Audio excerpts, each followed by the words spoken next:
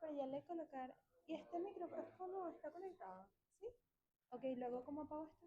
Lo apagas y ya.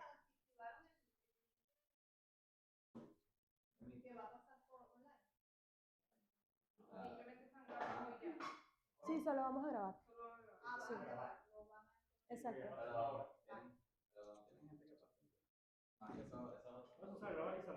Se va a montar en YouTube. Vale, está bien. Ah, voy a salir aquí. Déjame presentarte a ti. Chicos, quiero agradecerle formalmente a la compañera Mariana y al Centro de Estudiantes de Ingeniería Química que de alguna manera hace posible esta actividad en conmemoración al aniversario, ¿sí?, de la carrera y está dando este conjunto de talleres y seminarios de manera presencial y online. Y bueno, hoy nos toca a nosotros la oportunidad, entonces bueno, la dejo con el presidente del centro de estudiantes para que haga el inicio de la actividad. Ok, bueno, muy buenos días a todos. Gracias por asistir a este taller. El día de hoy vamos a tener la oportunidad de presenciar dos maravillosos talleres. El primero de ellos es... Okay. El día de hoy vamos a presentar dos maravillosos talleres. El primero de ellos es una sensibilización sobre la capa de ozono, presentado por la doctora Carmelina Flores. La doctora Carmelina es licenciada en Biología de la Universidad Central de Venezuela, además es Magíster Scientiarum de la Universidad Central de Venezuela igualmente, y actualmente ejerce como asesor técnico en Fondoin.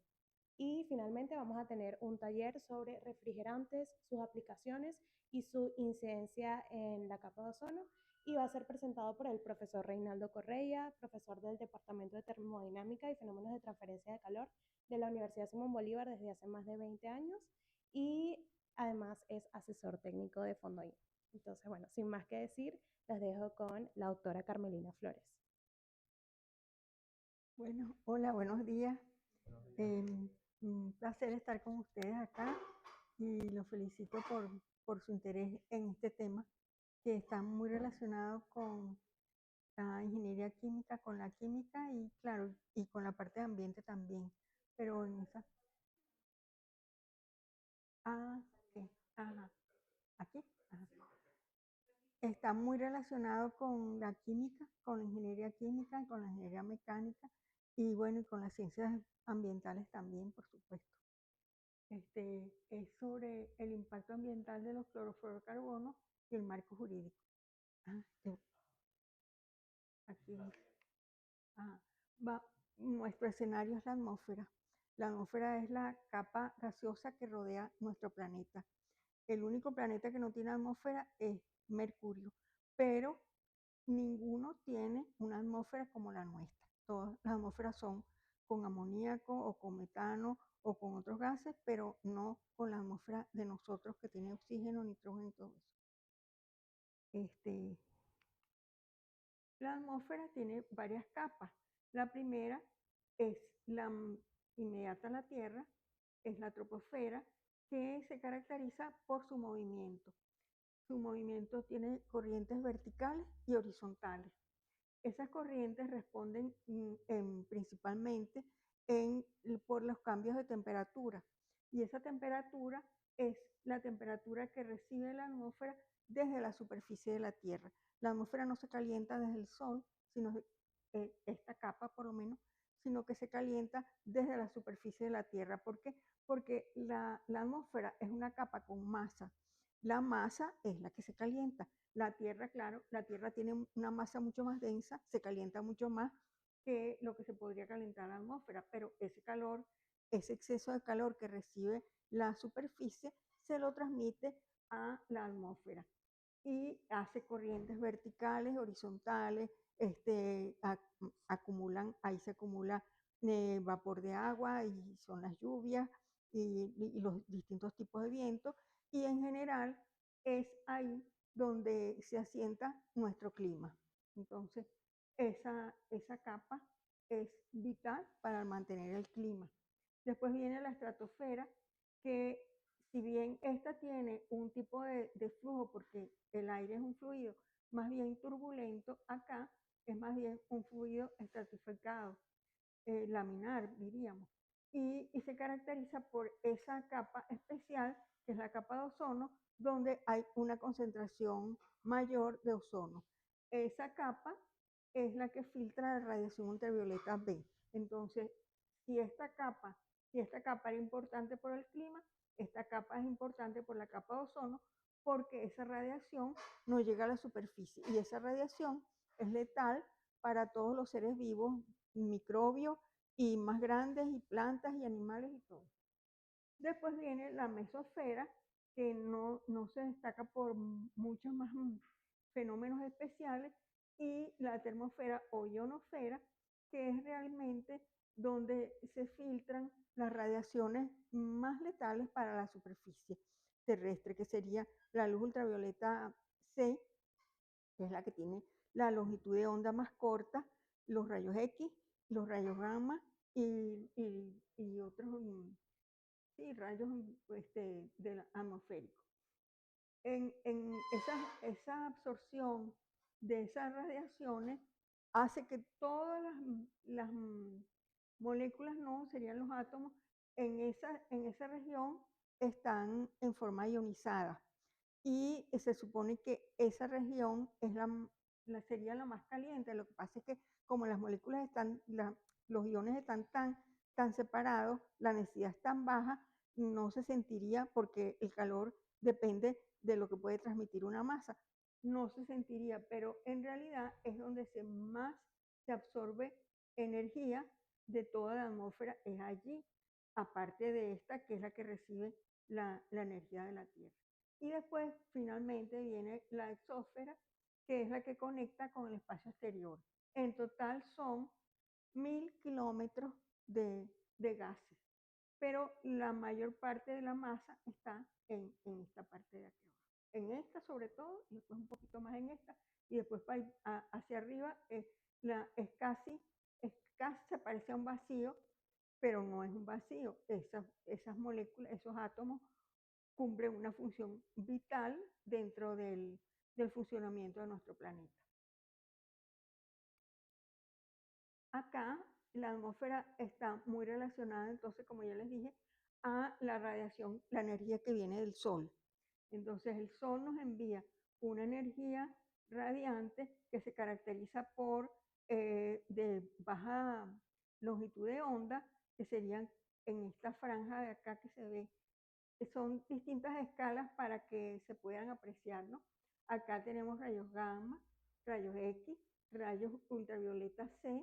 Después viene la luz visible, es este pedacito de aquí, que sería un pedacito aquí en esta escala. Y después viene toda la radiación infrarroja y las ondas de radio. Y la infrarroja tiene una parte, aquí está más ampliada, tiene una parte de longitud corta, que es la que viene directamente del Sol, calor que recibimos del Sol, y la otra de longitud de onda más larga, que es el calor que desprende la Tierra.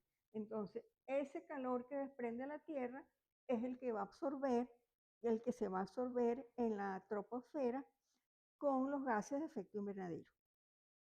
Entonces, normalmente llega toda la radiación, una parte se absorbe, algunos procesos como, bueno, utilizan energía, inclusive la luz ultravioleta A, que la utilizan las plantas fotosintéticas, y el resto tiene que ser emitido de esta forma como radiación infrarroja de onda larga, pero hay unos gases que se han ido acumulando en la parte alta de la troposfera que hacen que esa radiación regrese a la Tierra, es decir, que funciona como un refrigerante.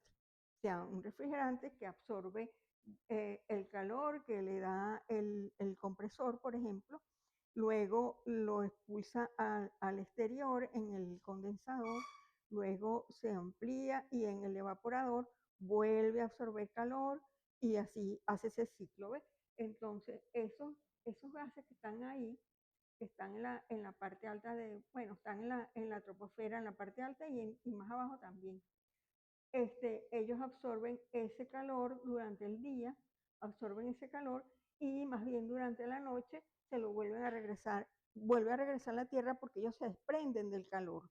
porque es como un refrigerante. Ese comportamiento en realidad es favorable y era un proceso de, digamos, de compensación en las zonas tropicales, porque la temperatura entre el día y la noche son muy similares. ¿Por qué? Bueno, porque hay mucha humedad atmosférica, el agua absorbe calor, mucho dióxido de carbono de la respiración de las plantas, aunque las plantas utilizan dióxido de carbono, pero también lo expulsan en su respiración, y también otros gases como metano de la decomposición del suelo. Entonces, todos esos ingredientes de la atmósfera hacen que en los climas tropicales y húmedos la temperatura entre el día y la noche sea muy parecidos. ¿Por qué? Bueno, porque de día la Tierra absorbe, desprende ese calor que lo absorbe esos gases y después en la noche lo regresan.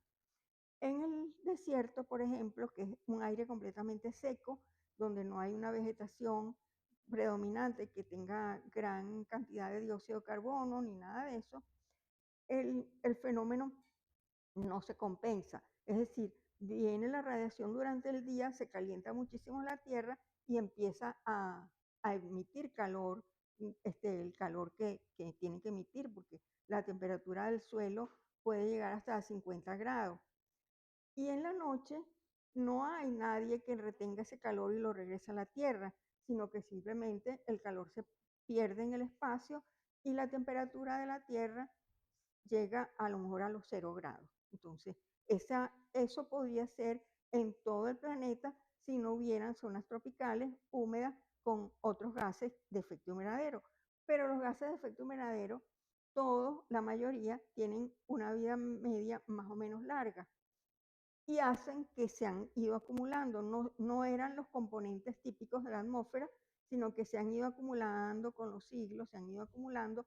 Hubo etapas, el Pleistoceno, que había más, después había menos, eso ha ido variando el clima, la temperatura, y hoy en día estamos en una etapa de que están aumentando. Y como están aumentando, la temperatura de las ciudades, de los campos, de todos lados, está también aumentando. Esa temperatura, ese aumento de la temperatura está modificando el clima.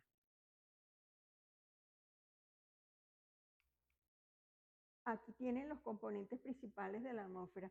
Nitrógeno no es un gas invernadero. Oxígeno puede absorber algo de calor. El argón no es un gas noble.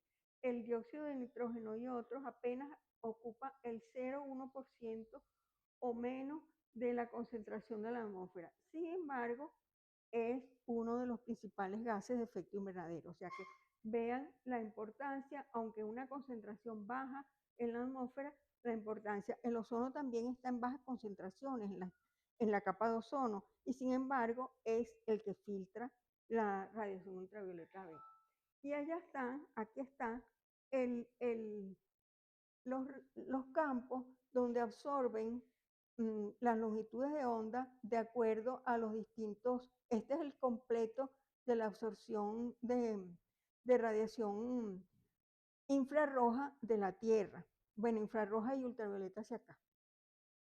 Como ven, hay zonas blancas en donde no hay absorción de ningún gas normales, de lo que están normales en la naturaleza, absorben en esas zonas blancas.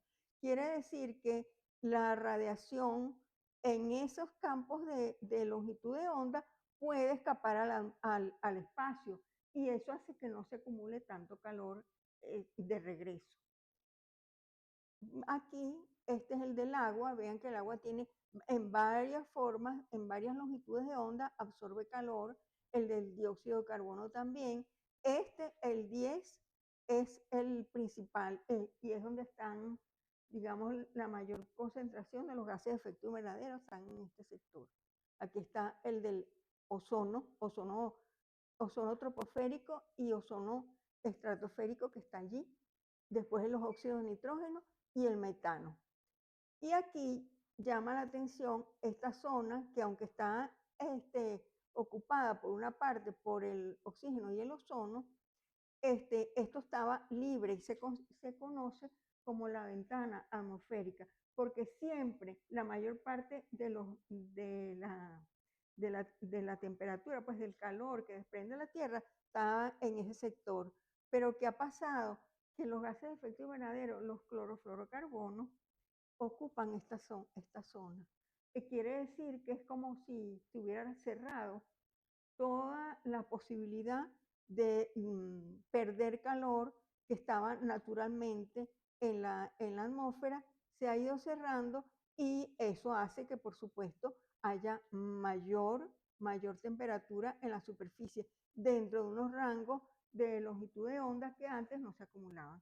Eso es uno de los problemas que han traído también los gases de efecto invernadero, que no solamente es el dióxido de carbono que ya existía en la atmósfera, en la naturaleza, sino que son unos gases que son sintéticos, que la naturaleza no los aprovecha para nada, no los descompone, que tienen vida media, algunas hasta más de un siglo, y ocupan esa longitud de onda que antes siempre estaba libre. Están tapando la ventana atmosférica que tenía nuestro planeta.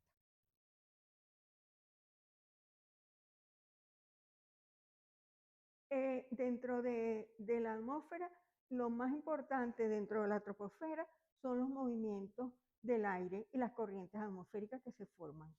Hay unas corrientes que se forman por convección, que son estas que se ven acá, que a medida que se calienta la superficie, esas corrientes de aire ascienden. Hay un aire frío que va a ocupar el espacio que van dejando las corrientes así, y se van formando una serie de células que ayudan a movilizar el aire, como lo ven allá en la orilla de pero como lo ven acá en la orilla de esta figura, ayudan primero que los gases, muchos gases desde la zona ecuatorial o tropical o subtropical, lleguen hasta los polos y viceversa. Y aquí igual, esto también sigue así, llegan hasta el polo sur y viceversa. O sea que siempre hay como un movimiento que no es que tiende a homogeneizar la composición de la atmósfera, pero sí permite que los gases y partículas y una serie de componentes que puedan llegar a la atmósfera en toda esta zona se distribuyan y llegan hasta los polos. Ustedes a lo mejor habrán oído que en las muestras de los hielos de la Antártida y de Groenlandia, que hacen perforaciones eh, profundas de más de 1 kilómetro, en esas muestras de hielo hay rastros de metales pesados que responden a procesos industriales o cambios que han habido en la sociedad y en las tecnologías que han llegado hasta esa zona, y a medida que se han ido compactando los hielos, han ido quedando como muestra para ver cómo cómo se ha ido desarrollando o cómo se ha ido contaminando la superficie a medida que nosotros tenemos determinadas actividades. Entonces, también tenemos una serie de corrientes atmosféricas, vientos, que responden al movimiento de la Tierra, al movimiento de rotación. La Tierra rota de izquierda a derecha, y por supuesto los vientos toman el sentido contrario, van hacia la izquierda. Y después en la zona templada vuelven a coger hacia allá porque hay circulaciones. Y hay circulaciones, y así el movimiento, el aire está en continuo movimiento como los océanos. No se detiene ni un momento. Aquí tienen otra figura un poco más clara, lo que puede pasar, por ejemplo, cuando estas corrientes cálidas llevan una cantidad de humedad, forman unas nubes bien grandes, y después esas nubes, a medida que llegan las corrientes frías, bien sea que vengan de otra parte o bien sea de la misma circulación, viene la condensación y caen las lluvias. Entonces, ajá. Sí, eso es. Pero en Valencia fue una corriente que vino, una corriente polar, mm, ah, gracias, una corriente polar que no sé si es que no tenía que venir en esta época o si venía en esta época, pero no venía tan así, y otra caliente que se encontró cerca. Y esa conjunción de circunstancias dieron lugar a esa lluvia extraordinaria. Pero también lo que pasó ahí es que el declive, la morfología del terreno y la coyuntura de todos los ríos que estaban ahí, que nacen, parecía que nacen en una diferencia de altura con respecto al mar, que es más o menos importante, pero corta. Entonces da pie a que no haya tiempo de que eso se pierda, sino que se engloba, se acumula, se acumula, se acumula y se forma lo que pasó. Eso parece que ha pasado otras veces en esa zona. Lo que pasa es que esa es la gravedad un poco de lo del cambio climático. A lo mejor en el siglo pasado había inundaciones que a lo mejor si tuvieran el recuento de la cantidad de lluvia, a lo mejor son parecidas o hasta peores, pero la cantidad de personas y de bienes y de desgracias que trajo esta depende del gentío que vive ahí, de,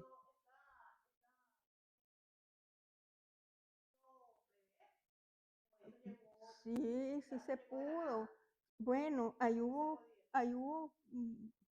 negligencia de mucho, porque sí se pudo, porque la meteorología, los meteorólogos dijeron que se alertaran porque lo que venía era grande.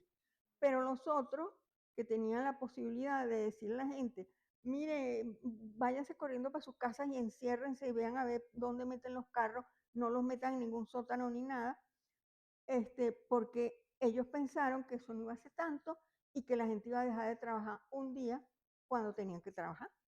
Entonces, por eso no les avisaron. Pero la cosa fue a mayores y pasó lo que pasó. Entonces, eso pudo haber pasado, seguramente que pasó. De hecho, algunas entrevistas que yo oí, pasó hace años, a comienzos, a mediados, muy a mediados del siglo XX, hubo eventos parecidos, pero la gente se sabía y lo que hacían era abrir las puertas de la casa, abrir la parte de atrás para que el agua saliera, entrara por un lado y saliera, no se acumulara, pero sí. Y no habían carros, y no se atropellaban las cosas que pasaron, pero pasaron. Pero yo les pongo esto para que entiendan que para la meteorología, para los estudios de calidad del aire, para los modelos de contaminación atmosférica, para todo eso es importantísimo, importantísimo conocer cómo se desplazan las corrientes desde el norte hasta el sur. Y eso fue lo que dio origen al problema de la capa de ozono. Un meteorólogo en los años 72-73, un meteorólogo inglés había publicado un trabajo que decía que ya había encontrado el marcador que le permitía rastrear todas las corrientes de aire, no solamente a nivel de la troposfera, sino también a nivel de la estratosfera, porque él con globos meteorológicos, había encontrado la presencia de esas sustancias que se emitían más que todo en el hemisferio norte, las había encontrado en el polo norte, sobre el Ecuador, sobre el polo sur, desde la superficie hasta más de 20, 30 kilómetros de altura, que es donde llegan los globos esos. Entonces hubo unos dos científicos, dos químicos de la Universidad de Los Ángeles en 1974, un año después, que se preguntaron si esas sustancias que el señor decía que eran indestructibles y que se podían, y que se veía que se estaban acumulando porque se habían emitido principalmente por actividades que se hacían en el hemisferio norte, porque en el hemisferio norte fue que más desarrollo para usarlas en refrigeración y en otras aplicaciones, más que todo era predominantemente en las ciudades desarrolladas que están en el hemisferio norte. Entonces, por eso él decía que se emitían principalmente en el hemisferio norte, Europa, el norte de algunos países asiáticos. Todo eso están en el hemisferio norte. Y sin embargo, las sustancias las había encontrado hasta el polo sur. Entonces, ellos estudiaron en reactores si realmente, primero, si las sustancias eran verdaderamente indestructibles. Y ahí fue la alerta. Se encontraron que no eran indestructibles, sino que si había suficiente energía, se podían separar, se podían romper los enlaces carbono-cloro. Carbono-flúor no, porque se necesita todavía más energía. Ese sería que se rompería en la siguiente capa, o sea, en la termósfera o por ahí. Es que se podría romper ese enlace carbono-flúor. Pero el carbono-cloro sí se podía romper con la energía de la luz ultravioleta B. Y si eso era verdad, que ya lo habían probado en el laboratorio, si eso ocurría en la naturaleza, como decía ese señor que ya había encontrado las sustancias en la estratosfera, podían destruir la capa de ozono. ¿Por qué? Porque ellos veían que el cloro, una vez que se liberaba, reaccionaba con el oxígeno, con las moléculas de oxígeno del aire. Entonces quiere decir que era una amenaza para la capa de ozono. Eso fue en el año 74. En realidad, bueno, eran científicos reconocidos y esa universidad es muy reconocida. Pero como, bueno, no había pasado nada en la capa de ozono, pues la gente se quedó en suspenso. Pero en el año 21 años después, les dieron a ellos y a Paul Cruzen, que es el tercero que está acá, estos dos. Este señor es mexicano, pero estaba trabajando ahí, y el otro es norteamericano, y este es, creo que es de Dinamarca, no me acuerdo bien. Y él identificó, todas son como 50 ecuaciones, reacciones químicas que se dan a nivel de la estratosfera en el proceso de destrucción de la capa de ozono. Hay reacciones que son gas con gas, gas con sólido, porque ahí se forman cristales, y hay reacciones que son de gases con cristales directamente. En fin, son más de 50 reacciones que él las descubrió, las siguió y las identificó, y por eso les dieron a los tres el Premio Nobel de Química en el 1995. Entonces, aquí tenemos que en el año 85, 1985, que fue en marzo de ese año, marzo o mayo, se había acordado el Convenio de Viena para la protección de la capa de ozono, porque si bien todavía no se conocía nada que había pasado en la capa de ozono, claro, la gente, Naciones Unidas, decía que había que estar preparado porque a lo mejor podía pasar algo. Entonces, en septiembre, que es la primavera austral, la primavera del Polo Sur, ese año apareció el hueco. En 1985, septiembre de 1985, apareció el hueco. Aquí tienen unas imágenes. Esto es 79, donde no hay una disminución importante de ozono, prácticamente no hay, es natural. Y de ahí en adelante 89 y así todo. Hubo años, por ejemplo, 19 en que la cosa parecía muy mejorada, pero después se volvió a reincidir, y bueno, y ha seguido. Todavía sigue apareciendo. Si ustedes se meten en la página de la NASA y buscan perfiles de la capa de ozono, van a encontrar, por ejemplo, esto que está acá. Este es un perfil del polo norte, del polo sur, y este es un perfil en el polo norte. Las diferencias son importantes. Esta línea de acá es la línea normal en los meses normales, en verano, por ejemplo, y esta que está aquí es el perfil de ozono en septiembre, que es cuando se forma el hueco. Como ven, esto es cero, esta escala que está acá es cero, y acá pues prácticamente no hay ozono. Y acá, en cambio, en el polo norte, esta es la línea normal, que es para febrero, marzo, abril, por ahí, esta línea. Y esta en esos meses, no, esta es como en verano. Y esta en los meses de abril o marzo ha disminuido el ozono, como no, pero nunca comparable con esto, porque las condiciones del Polo Norte no son iguales a las del Polo Sur. En el Polo Sur hay un continente. Ese continente influye sobre la temperatura de la atmósfera. Y la temperatura de la atmósfera en el Polo Sur es mucho más baja que la temperatura de la atmósfera en el Polo Norte, porque en el Polo Norte lo que hay es un océano y el agua no absorbe tanto, o sea, no, conserva más la temperatura que en la parte terrestre, que un continente, que es lo que está en el Polo Sur. Y eso influye para que las temperaturas atmosféricas en el Polo Sur sean muy diferentes, mucho más bajas que en el Polo Norte. Y las bajas temperaturas propician una serie de las reacciones que se dan para la destrucción de la capa de ozono. ¿Ah? Ajá.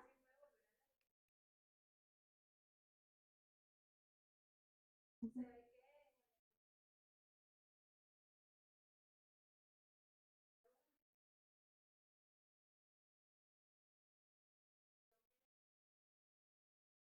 Bueno, sí, no, no, porque fíjate que tenemos la tropósfera. Después viene una capita mínima que es la tropopausa, que es como que impide un poco el intercambio de gases entre esta zona y la otra, pero también impide un poco el intercambio de calor. A medida que el efecto climático se agudiza en la parte baja, ese calor que tenía que haberse desplazado hacia la estratosfera no se desplaza, se queda hacia abajo. ¿Y qué pasa en la estratosfera? Se enfría más. Y si se enfría más, hay más destrucción de ozono, porque las sustancias no se han ido, las sustancias están allí.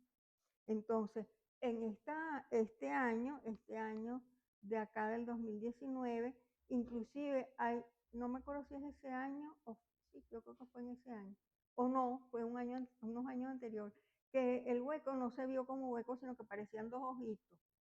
Y todo el mundo, ay, qué bueno, ya no se ve sino un pedacito. Al año siguiente apareció grande. De hecho, con todo se ha recorrido, la capa de ozono, el protocolo de Montreal ya tiene 32 años, este, y en el año 23 ha sido uno de los huecos más grandes que se han registrado, pero esta zona se obtiene por un software, una cosa así, que lo que registra es la radiación ultravioleta B que está llegando a la superficie en distintas intensidades. Por eso hay unas zonas como más rojizas que son peores, otras más azules. Hay años que se ven tres marcas claritas de tres niveles y así. Y ustedes ven acá que aquí es la altura. Y fíjense que esto tiene una, una profundidad. Quiere decir que el hueco no es solamente superficie, tiene superficie y tiene volumen. Lo que ha pasado es que dentro de los últimos años, la superficie sigue siendo más o menos que varía, pero la profundidad ha disminuido. O sea que hay mejoras porque en realidad no es en toda la extensión de la capa de ozono que se está produciendo eso, sino que tiende a bajar, tiende a las capas inferiores. De hecho, hay unos nuevos refrigerantes que tienen muy poco potencial de destrucción de ozono y otras sustancias que no son los refrigerantes nuevos que lo están viendo, que parece que tuvieran efectos más bien hacia las capas bajas de la estratosfera y están destruyendo como por aquí. Y no saben por qué, no han encontrado todo eso es ahí. La química atmosférica es bien complicada, es bien compleja, es muy interesante, pero es muy compleja y necesita muchísimas mediciones, muchísimos seguimientos, muchísimos programas para poder analizar y comparar lo de un año, lo del otro, qué está pasando a una altura, a otra altura, cuáles son las emisiones que se están encontrando. Todo eso para poder tener ideas o un poco más precisas de por qué así y no así. Pero la mayoría de los científicos no, la única explicación una de las mayores explicaciones que encuentran es que los cambios de temperatura que dependen en gran parte de lo que está pasando abajo han influido para que eso no mejore tanto. Y que en la etapa del COVID, que sí es verdad que, que las cosas, la contaminación en la troposfera bajó y quizás no hubo tantos gases de efecto invernadero, lo que sea, pero tampoco hubo emisiones, no se favoreció la pérdida de calor hacia arriba y que a lo mejor parte de eso es lo que pasó después con estos años que vinieron posteriores. Pero se supone que la capa de ozono va a estar restablecida alrededor del 2050, 2060, si Dios quiere. No se sabe, pero se supone que quedaría como así. O sea, hay una condición meteorológica que es exclusiva de la Antártida, que es que entre la troposfera y la estratosfera se forma como una especie de ciclón, de remolino todos los años. Es un fenómeno meteorológico que hace que tanto los vientos que vienen de arriba como los que están allí se mezclen y después vuelva a haber una renovación de toda la atmósfera esa. Y ese fenómeno es el que en realidad ayudó a que vinieran todos los gases de arriba y que se empezara a destruir la capa de ozono. Pero ese fenómeno va a existir siempre. Entonces siempre en los meses de septiembre habrá una pequeña disminución de ozono, pero si no está en la sustancia, no hay problema. Si está en la sustancia, sí hay problema. ¿Por qué? Bueno, ya van a ver. La sustancia, el ozono se forma a partir del oxígeno del aire. O sea que siempre tenemos 23% de oxígeno, 21% de oxígeno, y en la estratosfera también hay oxígeno. Entonces nunca va a faltar, digamos, la materia prima ni la energía que viene del sol, que es la luz ultravioleta B. Pero mientras estén estas sustancias presentes, esta sustancia, por ejemplo, que este es el CFC 13, no, 11, esta tiene una vida media de un siglo, y esto se emitió en el siglo XX. Entonces, hasta bien avanzado el siglo XXI, no se habrá reducido por vías naturales, sino el 50%, porque es vida media, el 50% de la presencia de esto en la estratosfera, y el otro 50% todavía le falta. Entonces, este cloro se desprende con la luz ultravioleta B y va a reaccionar con el ozono, o el ozono se forma porque se activa una molécula de oxígeno que luego reacciona con otra molécula de oxígeno y forma el trío. Y esta rompe el trío y reacciona con un oxígeno de esto, o actúa captando el oxígeno activado y forma un monóxido de cloro que es transitorio, o sea, al cabo se descompone otra vez y puede volver, actúa como si fuera un catalizador, pero en realidad no es un catalizador, es una reacción química que se produce. Lo que pasa es que la reacción es reversible y bueno, pero una molécula, han estimado, de acuerdo a la velocidad de reacción de esto, que una molécula de esto puede llegar a destruir 100.000 moléculas de ozono, 100.000, y allí no hay tanto ozono. Entonces, ese es el gran problema, que eso no se puede sacar de la estratosfera. Son concentraciones que están en el orden de las partes por trillón. Partes por trillón es en la estratosfera. Y sin embargo, esas moléculas son capaces de hacer lo que han hecho. O sea que en la atmósfera, y en la naturaleza en general, tenemos concentraciones que parecen insignificantes, pero no son insignificantes, porque pueden causar, así como las dioxinas, que concentraciones mínimas pueden matar hasta al gato. Bueno, estos aquí no pueden matar hasta al gato, pero cambiarían la constitución y la función de la atmósfera, porque ya no va a filtrar luz ultravioleta B, porque ellos se lo van a coger para formar eso y no se forma el ozono. Entonces aquí tienen los rayos ultravioleta B, que no llegan prácticamente no llegan a la superficie, y la luz ultravioleta A, que sí llega completa a la superficie, porque esa es la que emplean la fotosíntesis, las plantas y entonces, si los efectos de la radiación, porque se destruye la capa de ozono, el efecto negativo va a ser que la radiación ultravioleta B llega a la superficie. La luz ultravioleta B produce cataratas tempranas, produce cáncer de piel, varios tipos de cáncer de piel, y eso a nivel de toda la especie animal, o sea, en peces, en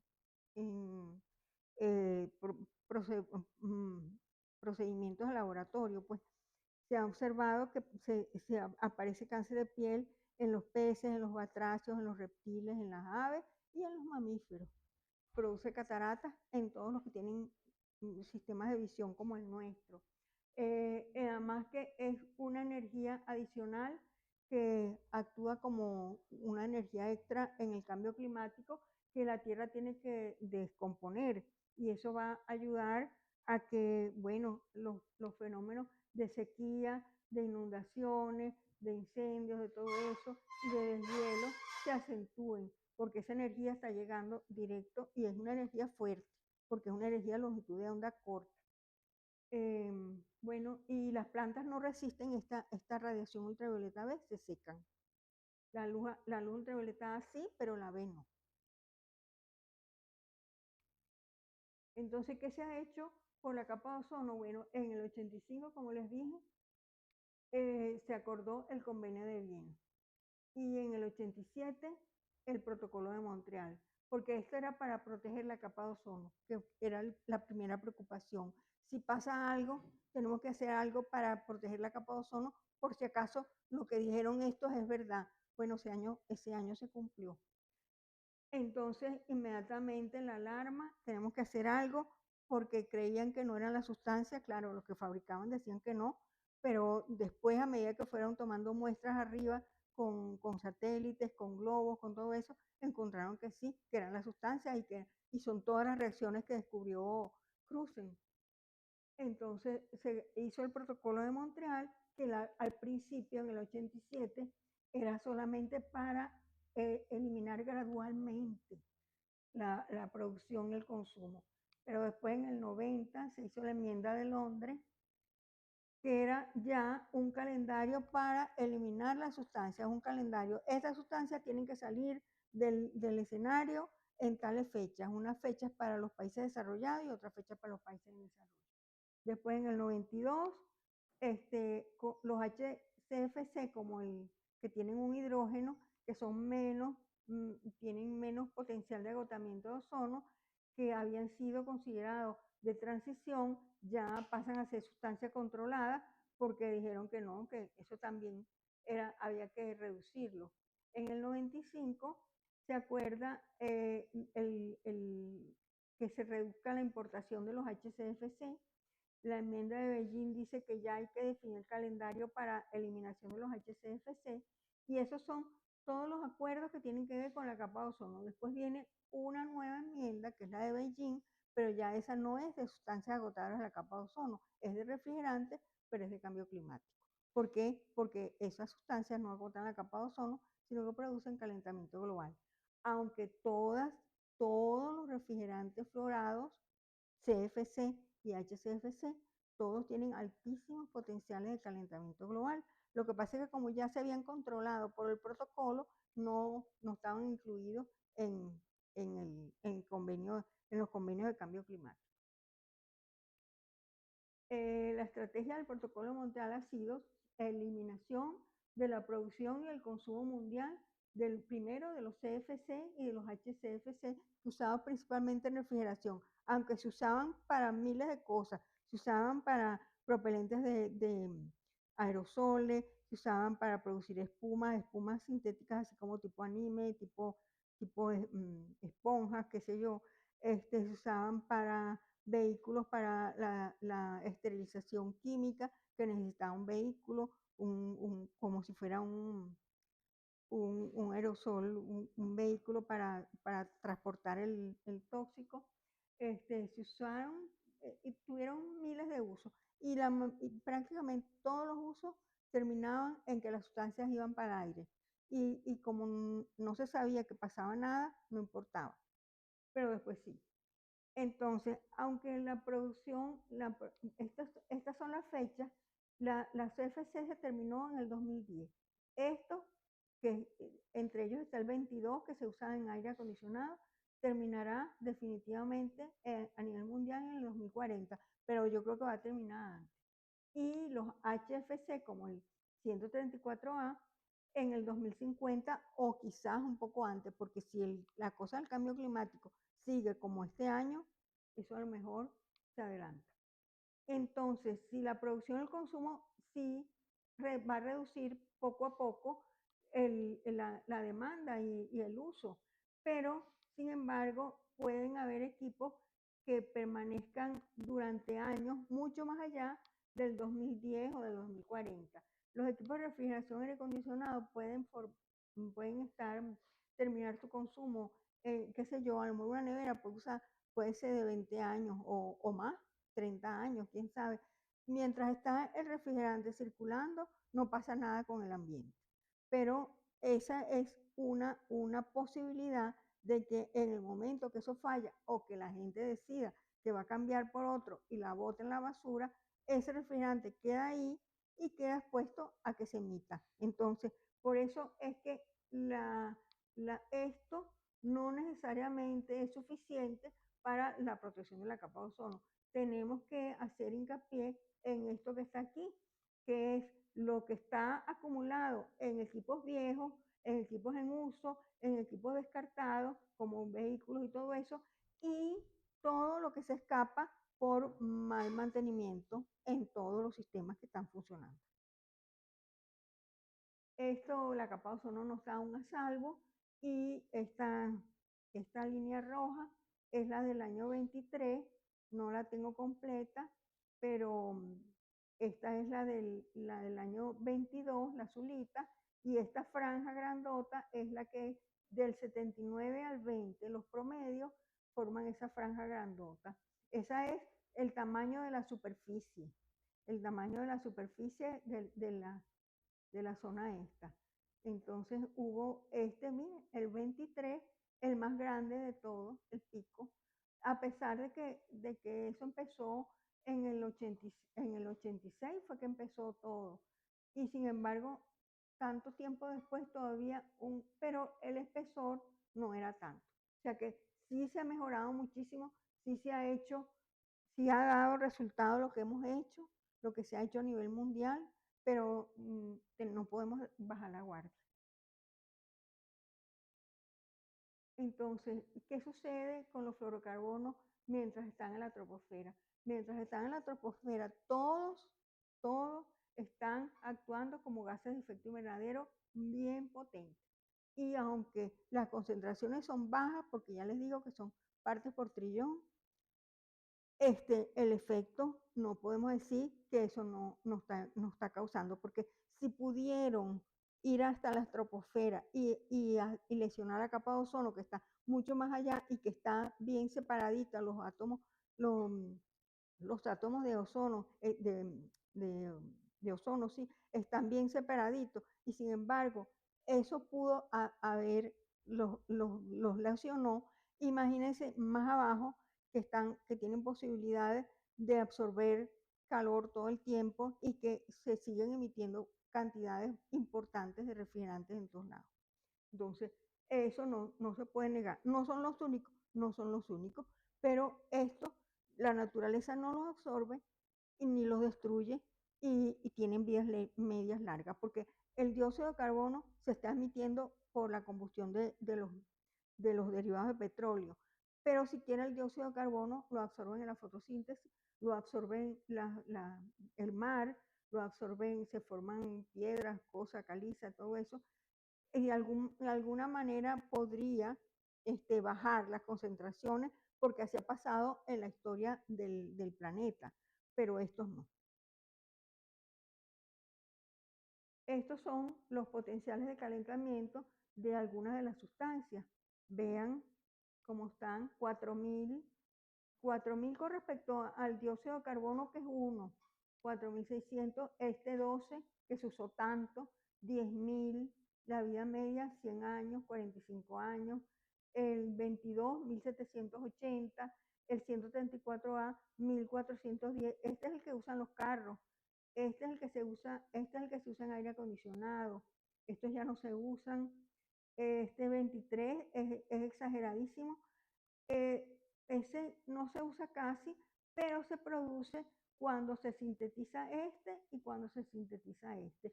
Y antes toda ese subproducto, por lo general, como se usa muy poco, iba para el aire. Y vean el potencial de calentamiento más alto que se conoce hasta ahorita. Y la vida media de 270 años. O sea que van a pasar 270 años hasta que nada más que se haya desbaratado la mitad de todo lo que se ha emitido.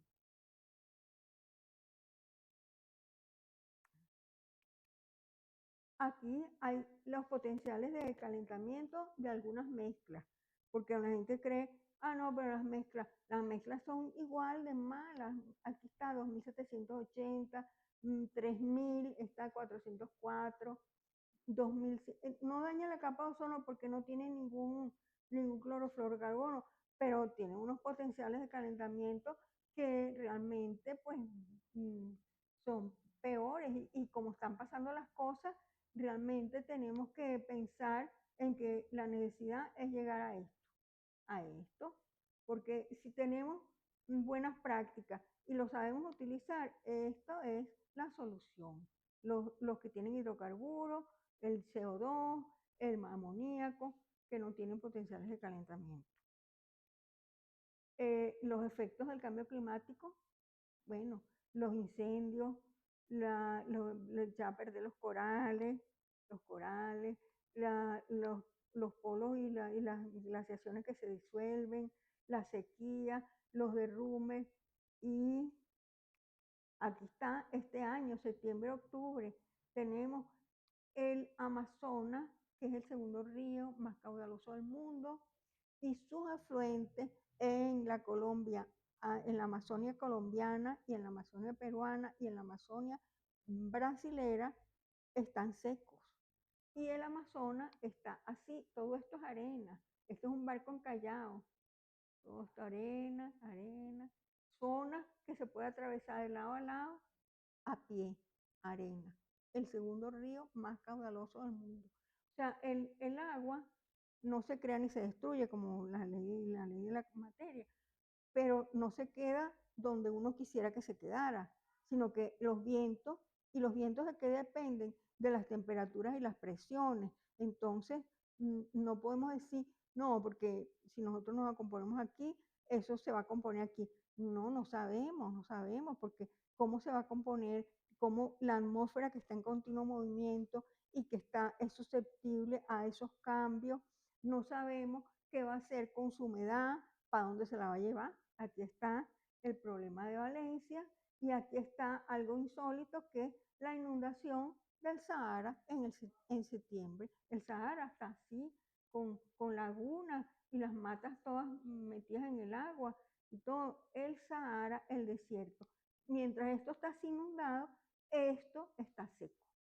Y así puede pasar, que lo que era una selva tropical ahora se va a trasladar para acá y nosotros podemos pararlo. No sé, yo creo que no. Yo creo que lo que tenemos que tratar de cambiar las cosas, pero así como que tenemos la llave maestra o la solución para que la atmósfera no se comporte como se está comportando, no, porque nosotros no podemos gobernar la atmósfera. Entonces ustedes se preguntarán, pero ¿por qué? ¿Por qué pasó todo lo que pasó? Bueno, pasó todo lo que pasó porque antes, cuando se descubrió el motor de combustión y que se vieron que se podía aplicar para la refrigeración y empezaron a hacer las neveras y todo eso al principio era con refrigerantes naturales, que era lo que se conocía en ese tiempo. era el final del siglo XIX, muy comienzos del siglo XX. Era amoníaco, dióxido de carbono, hidrocarburos, principalmente eso. Esos problemas, esos refrigerantes, la gente los técnicos lo aprendieron a usar y según uno lee la historia, no hubo muchos accidentes. Es más, habían barcos que llegaban cuando, una vez que se inventaron los sistemas de refrigeración y de congelación, habían barcos que podían llegar al sur de la Argentina y a Australia a llevar carga de comida, sobre todo de carne, hasta Europa. Entonces, todas las travesías con comida congelada o refrigerada y a salvo. Pero después de la Segunda Guerra, que hubo el auge de toda la industria, y la industria química sintetizó unos productos que funcionaban como refrigerantes, pero lo principal que llamaron la atención era que eran inocuos. Inocuos, no hacían nada, no le hacían nada a las personas y no hacían nada en el ambiente. O sea, mientras que el amoníaco teníamos que tener muchísimo cuidado, aunque el amoníaco tiene su propio olor que lo defiende, pero el amoníaco en un momento dado puede ser mortal, pero esto no pasaba nada. ¿Por qué? Porque no tenían olor, no eran incoloros, no tenían sabor, no eran inflamables, este, y bueno, y funcionaban bien como refrigerantes, funcionaban bien, y la gente no solamente lo podía usar como refrigerante, sino que en los aerosoles, y en no sé dónde, y en no sé cuánto, y todo iba para el aire, todo iba para el aire, pero en el aire no pasaba nada, porque no pasaba, no daba picazón, no eran reactivos, no era así como otra sustancia que tú dices, bueno, mira, se fugó. No, que se fugaba el refrigerante de la nevera y nadie se daba cuenta porque no enfriaba, pero no, nadie sabía que eso había pasado, porque no se sentía. Y eso pasó que de manera que los técnicos en refrigeración que se crearon en toda esa generación, usaban los refrigerantes como si fuera aire. O sea, no había lo único que había que comprarlos, esos sí eran caros, pero de resto no había ningún cuidado en que eso se podía manejar como les diera la gana. Y hoy en día estamos en eso, cambiar la mentalidad de lo que podemos hacer, lo que nos da la gana, con unos refrigerantes que volvemos a los otros, que tienen altas presiones, o que son inflamables, o que son tóxicos, cuesta, pero tenemos que hacerlo, porque esto está pasando. Entonces, si se descubriera alguna otra molécula, síntesis, si son sustancias sintéticas que la naturaleza no puede descomponerla, tenemos que tener desconfianza. ¿Por qué? Bueno, porque cuando la naturaleza no las descompone, se acumulan. Y si se acumulan, algo va a pasar. Algo va a pasar porque eso no es dinero. Algo va a pasar y nos va a costar después el trabajo de sacarlo. No, nosotros no podemos retirar los refrigerantes de la atmósfera porque siquiera tuvieran algún color, alguna cosa, pero no. Entonces, esa fue la causa de lo que estamos viviendo hoy en día. Eh, bueno, fue una circunstancia que nadie se la esperaba, pero que hoy en día está ahí. Entonces, en el siglo XX comienzan a utilizarse los refrigerantes naturales y a mediados del siglo XX los refrigerantes halogenados eran los más usados y los más seguros. En el siglo XXI sabemos que los refrigerantes halogenados causan daños irreparables al ambiente y estamos regresando a los refrigerantes naturales. Entonces, los refrigerantes halogenados usados en la refrigeración causan daños. Por ejemplo, una molécula de CFC12, que ya no se usa ni se produce, puede destruir más de 100.000 moléculas de ozono. La vida media es de 130 años. Una molécula de 12 tiene potencial de calentamiento atmosférico equivalente a 10.900 moléculas de dióxido de carbono. Y el potencial de calentamiento de una molécula de 134 es 1.400 moléculas de CO2. Entonces, estas son la evolución de las sustancias. Me imagino que se las va a dar el profesor Reinaldo. Los primeros eran los CFC, eran solamente un carbono con todos halogenados, flúor y cloro. Otros eran un hidrógeno con flúor y cloro. Otros uno o dos hidrógenos con flúor o hidrógeno. No tienen cloro, por eso no dañan la capa de ozono. Y estos son hidrocarburos, son carbono con sus hidrógenos. Y estos son olefinas. Este O no es de oxígeno, sino de un doble enlace que hace que, bueno, se comportan como refrigerantes, no dañan el ambiente, tienen una vida media corta, pero por ahí dicen que a lo mejor no son tan buenos, porque a lo mejor causan daño en algún ecosistema. Bueno, a lo mejor sí, pero todavía no lo han demostrado. Entonces están usando. Puede, exacto, pero claro, como las lluvias ácidas también dependen de otra serie de ingredientes, entonces seguramente que los que están fabricando eso van a decir, no, eso no es verdad, esos son los otros, pero estos no. Así decían con los CFC, pero bueno, hasta que demuestren que efectivamente encuentran los HFO en la lluvia ácida o los restos o lo que sea, y entonces ya no queda más remedio que cambiarlos otra vez. Pero bueno, los refrigerantes halogenados en su mayoría son incoloros, no duros, lo que ya les he dicho, y pueden permanecer decenas de años en el ambiente.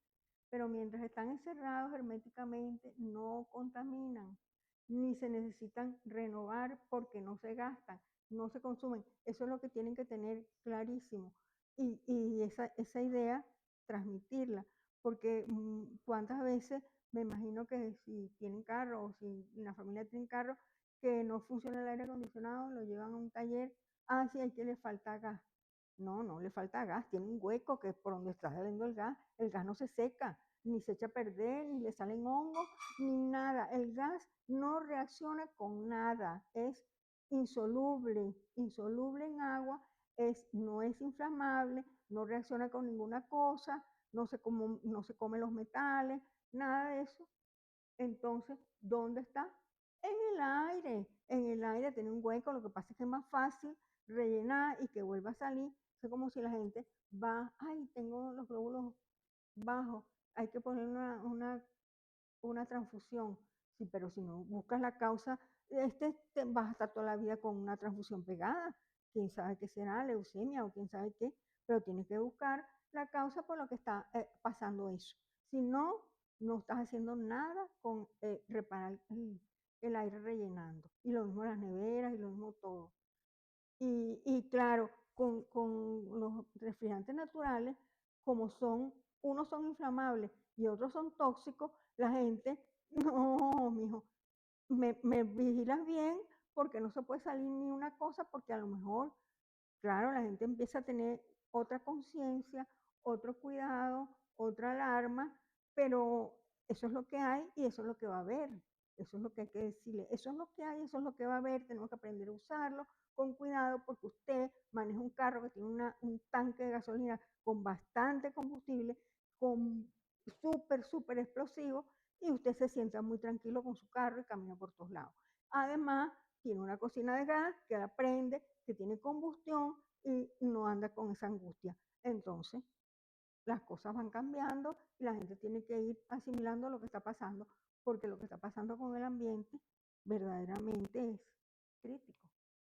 Los refrigerantes naturales, las aplicaciones, hay muchas aplicaciones, se aplican prácticamente en todos lados. Lo que pasa es que tenemos que ir adaptando y colocando medidas para que determinadas amenazas no se den, o sea, se controlen los peligros, las cosas, pero sí se pueden perfectamente utilizar.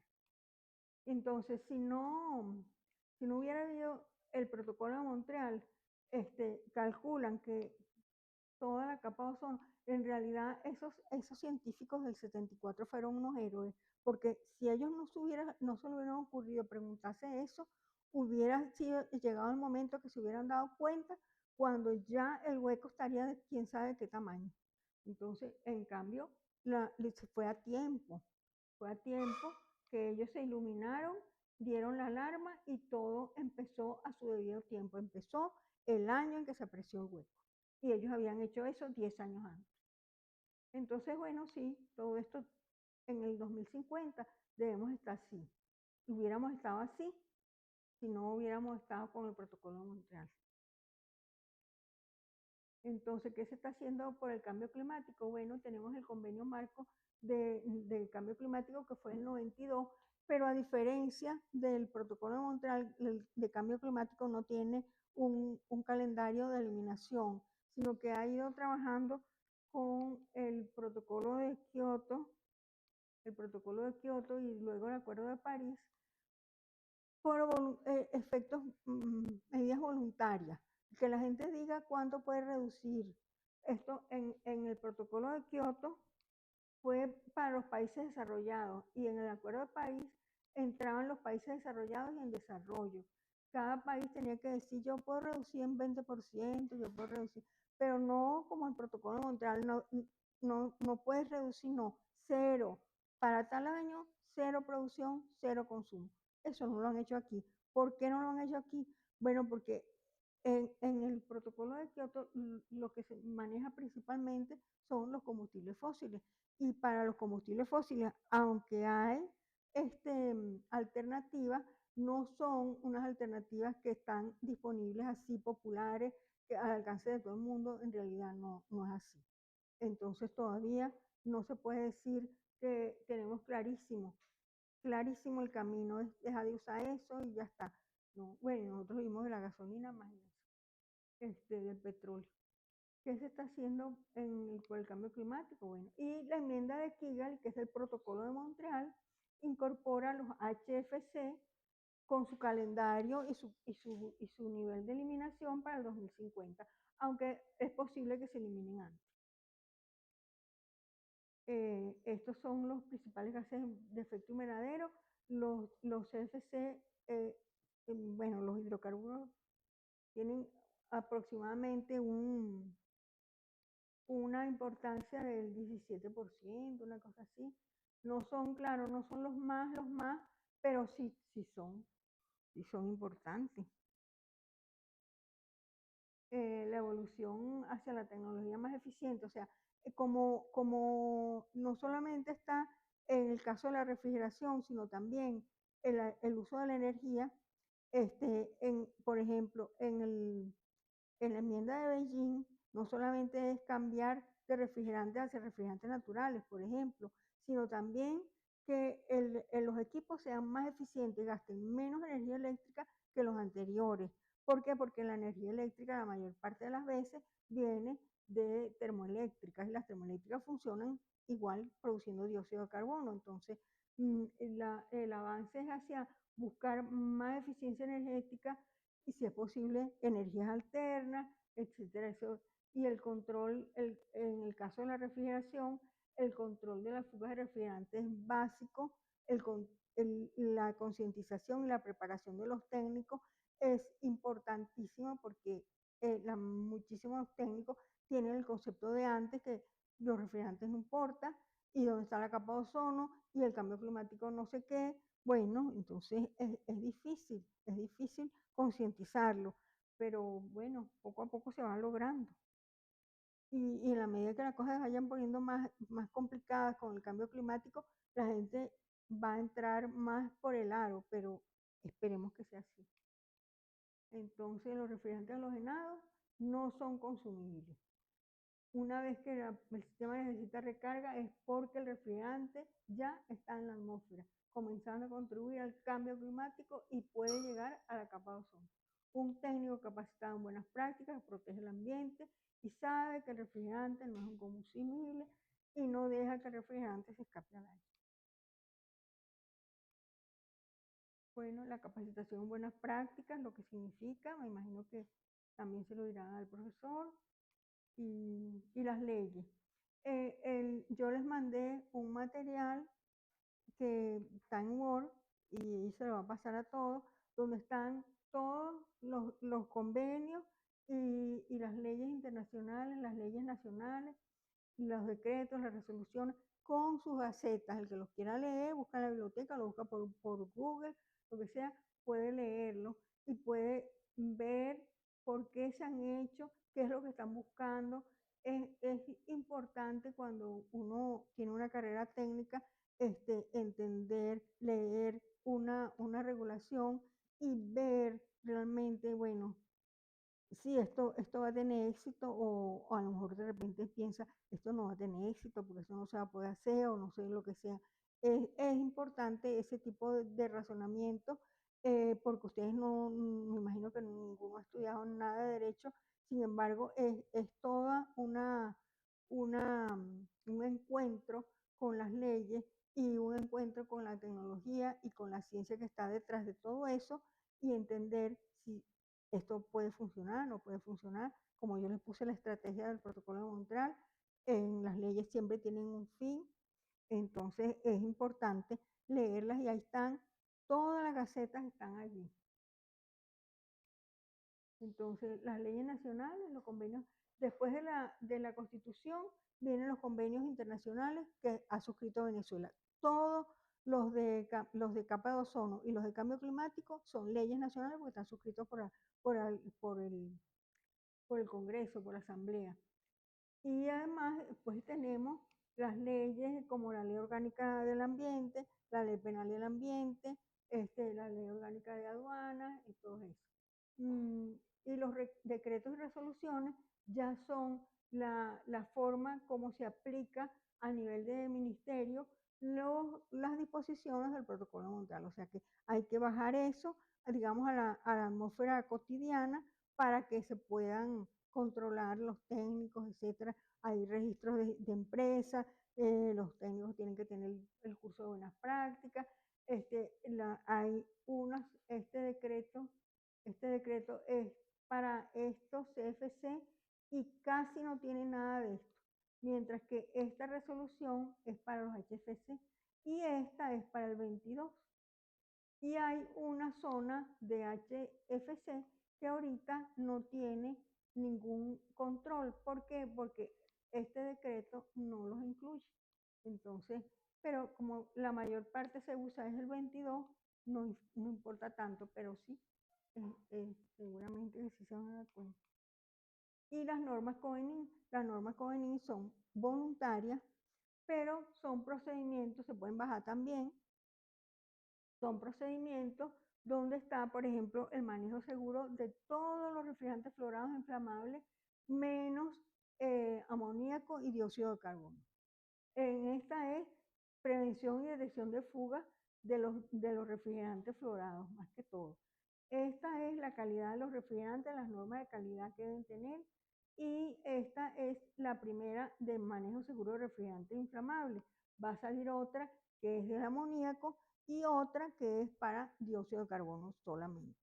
Estas, como ya les dije, son voluntarias, pero sin embargo, si una resolución o un decreto cita alguna parte de esto, es como si fueran obligatorios.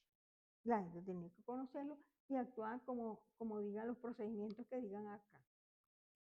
Y ya. Si tienen alguna pregunta.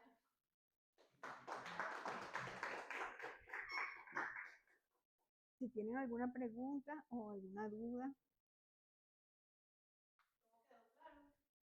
Sí, todo quedó claro. Sí,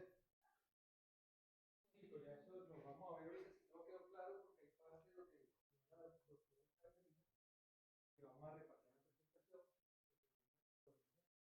y lo que es la causa, las consecuencias del efecto del cambio climático con el tema de los refrigerantes, ¿no? Entonces ahorita vamos a hacer ese repaso rapidito. Si quieren nos tomamos 5 minuticos para que tomen un cafecito, para que puedan aguantar a las 4.